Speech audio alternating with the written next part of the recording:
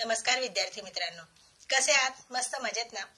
विद्यार्थी मित्रांनो, आज सावित्रीबाई फुले, अगदी बरोबर, क्रांती ज्योती सावित्रीबाई फुले यांची जयंती आहे.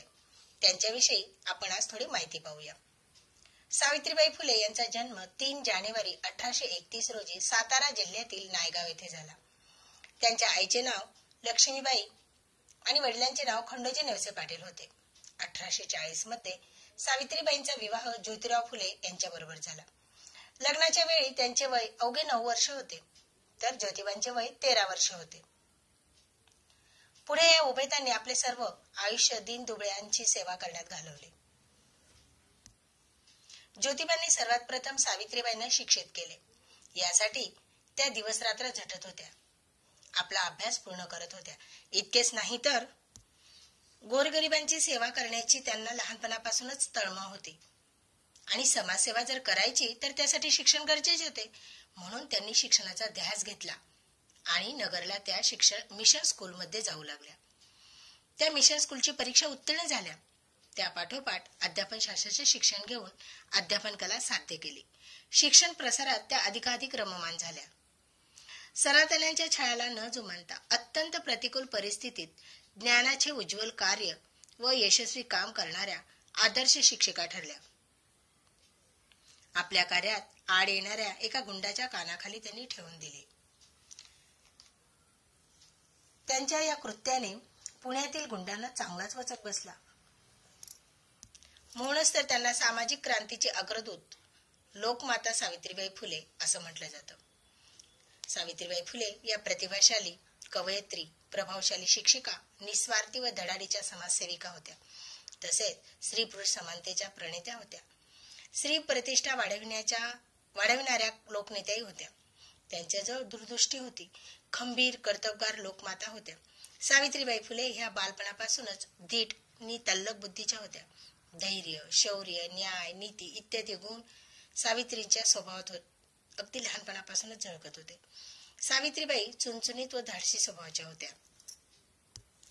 1 जानेवारी 1848 ला ज्योतिबा फुलेंनी पहिली मुलींची शाळा काढली.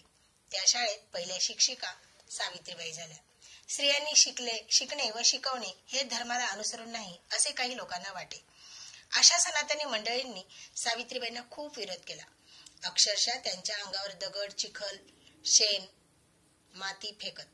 पण सावित्रीबाई या सर्वांना न जुमानता आपले शिक्षणाचे कार्य अखंड अविरत चालू ठेवत होत्या. अंगावर फेकलेला चिखल, शेण त्या शाळेत आल्यावर धुवून टाकत व ओल्या कपड्यांनीच विद्यार्थ्यांना शिकवत. हे पाहून ज्योतिबांनी त्यांना जास्तीची एक साडी घेऊन दिली. बालविवाह, सतीप्रथा, केशवपन अशा कित्येक क्रूर प्रथांना त्यांनी ज्योतिबांसोबत खंबीरपणे उभे राहून विरोध केला. महात्मा फुलेंनी स्थापन केलेल्या सत्यशोधक समाजाच्या कार्यातही हातभार लावला. अनेक ठिकाणी समाज सुधारणेसाठी भाषणे दिली. त्यांनी मुलींच्या, स्त्रियांच्या जीवनात क्रांती केली. दीनदुबळ्यांना, अनाथांना, शेतमजुरांना, विधवांना आधार दिला. आपले विचार समाजाला समजण्यासाठी काव्य फुले, सुबोध रत्नाकर यासारखी दर्जेदार पुस्तके लिहिली. इतकेच नाही तर ज्योतिबा फुलेंच्या मृत्यूनंतर त्यांचे राहिलेले कार्य पुढे नेटाने चालवले. त्यांचे अपूर्ण साहित्य पूर्ण करून प्रकाशित केले. सावित्रीबाईंनी एका विधवा स्त्रीच्या मुलाला म्हणजेच यशवंतला दत्तक घेतले.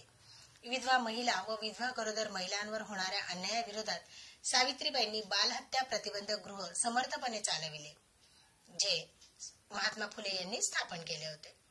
सावित्रीबाईंना स्वतःचे असे मूल नव्हते. त्यांनी आपली माया, प्रेम या अनाथ मुलांना दिली. मातेच्या ममतेने त्यांना हवे नको ते पाहिले. त्या शिक्षकाचे काम करीत असल्या तरी शाळा चालवण्यासाठी त्या रात्री चटया विणत. त्याच्या विक्रीतून खर्चाला हातभार लावायच्या. जगातील पहिली महिला जिने आपल्या पतीला अग्नी दिला, कारण यशवंत हा दत्तकपुत्र आहे असे म्हणून त्यांच्या नातेवाईकांनी त्याला अग्नी देऊ दिला नाही. तेव्हा सावित्रीबाई फुले पुढे झाल्या व त्यांनी ज्योतिबांना अग्नी दिला. खरोखरच खूप महान होत्या सावित्रीबाई. त्या कोणत्याही परिस्थितीत डगमगत नव्हत्या. हिमतीने मार्ग काढत.